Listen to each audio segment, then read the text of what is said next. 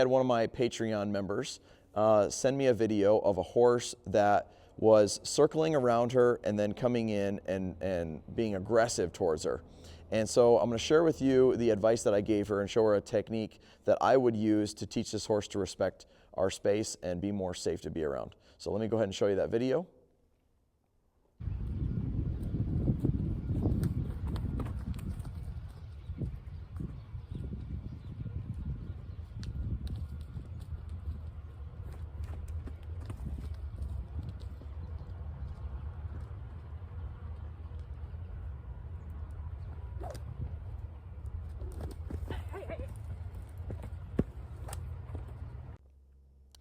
So when you have a horse that's kind of getting defensive and then turning it into aggression like this, it's pretty easy to think that you want to just do more, circle them more, send them out stronger and just do that. But really, we need to make this puzzle simpler. We need to make it really clear to the horse that this is our personal space and they need to respect it and stay out of it. And I'm going to show you guys a real simple exercise on how to do that. So let's go ahead and jump into it.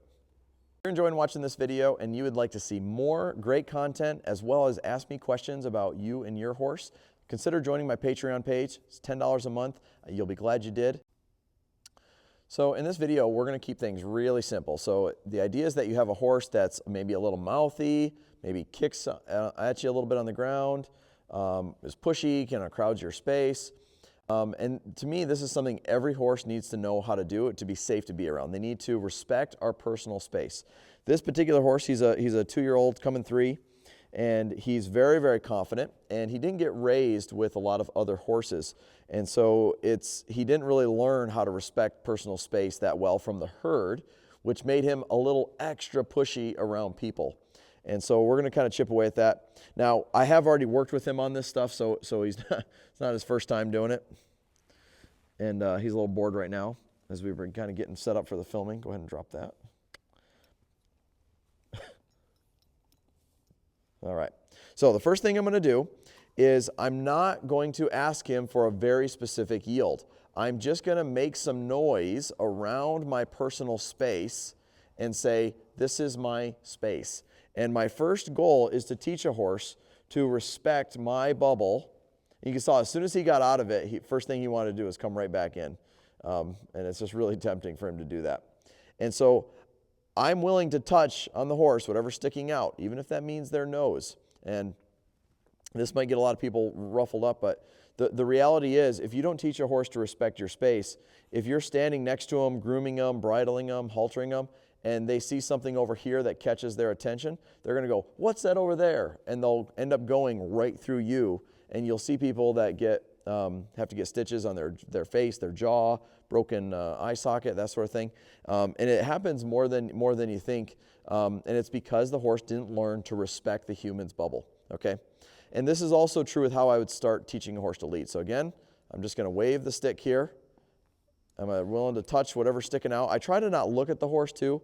I try to just wave the stick until he steps all the way out of my space. And you can see he's trying pretty hard to not move any further than right there. And so I'm just going to stick with it here and I'll persist him until he yields and takes a step backward.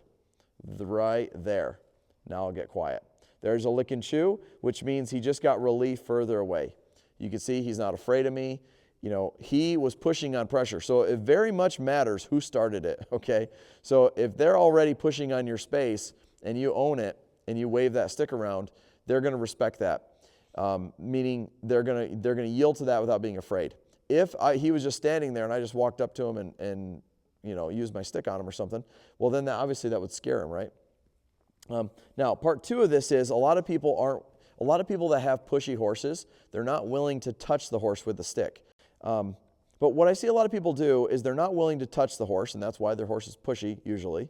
And so they'll take the stick and they'll go like this, and then they'll bring it up and over and like that. And then the horse goes, they're not willing to touch me with that thing. And so that horse gets pushier and pushier, okay? So you have to be willing to touch the horse. So now, once I've established this is my personal space, now I'm going to move. I'm going to walk off somewhere else. Now, when I go to this step, I'm going to do my best to not turn around and look at the horse. I'm going to stop. You can see he's right smack dab back in my space again. So I'm just going to wave the stick and go, hey, there's a boundary here that you need to respect, okay? And you can see he's pretty good about moving his nose out of the way without moving his feet. There we go.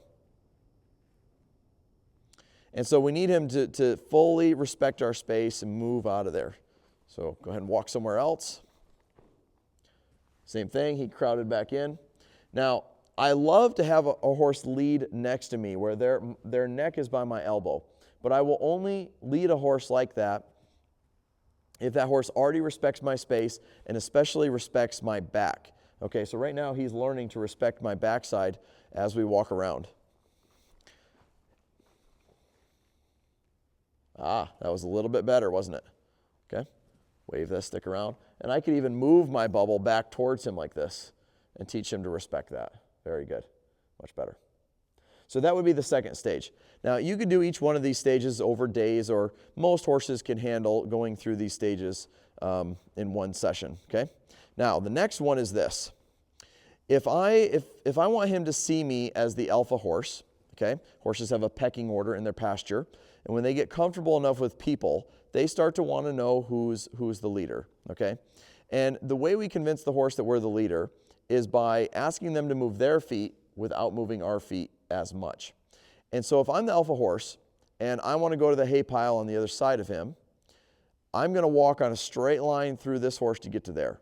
I wouldn't walk around him like this to go over there, because he's going to watch me do that, and then he thinks, oh, they're moving their feet away from him. So what I'm going to do is I'm going to focus on a target past him, and I'm going to start moving my stick vertically like this, up and down. And I'm slowly going to walk towards him and ask him to move off that line. Now, he believed me there, and he stepped off that line very nicely. So notice I'm walking in a straight line through him, and I ended up over here. Now, I'm going to repeat this process until when I go to walk on this line. Now, I touched him there because he stepped out of the way, but he stepped into my space when he did it, okay? And so that was a good training opportunity right there. Right? Now, this is a lesson that will need to be reviewed with this horse periodically, unless you're doing a lot of forequarter yields and stuff like that, because he just tends to be, he's got a very small bubble, and he really likes to be right next to you, and it kind of ends up getting him into trouble where he'll nip or do different things periodically. So again, I'm going to look past him, walk on my line, ask him to move out of my space. I touched him on the shoulder there. And if you're not willing to touch the horse there, they're going to get pushier and pushier. And that was really good. So I would quit the session right there. I turned and I looked at him, and he stepped out of the way. That's what I'm looking for, okay? Now, there's going to be people watch this video that go, oh, you should never, hit a horse with that stick, never do this, never do that. And those same people are probably going to have a horse that walks all over them, okay? And if you're willing to take that risk, then that's fine. You can do that. I work with a lot of different horses all the time, and I work with a lot of students that need horses to stay out of their space and be safe to be around. You know, maybe they're an elderly person or a person that's has a disability where they can't move around very quickly or something like that. Horses need to learn to be safe to be around. It's if you value your horse, you're going to teach them to be safe to be around, and this is a great exercise to do that. Now, let me show you something here. So now I'm going to take my stick and I'm going to rub him on it. Do you see how afraid of the stick he is? And notice I didn't edit the video and cut anything out from when I was first talking about this till right now.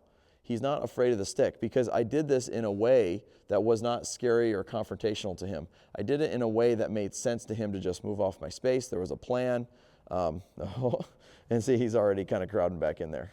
So I'm going to go ahead and wave. But I didn't teach him to be afraid of my stick in the process. And so it's really important to note that.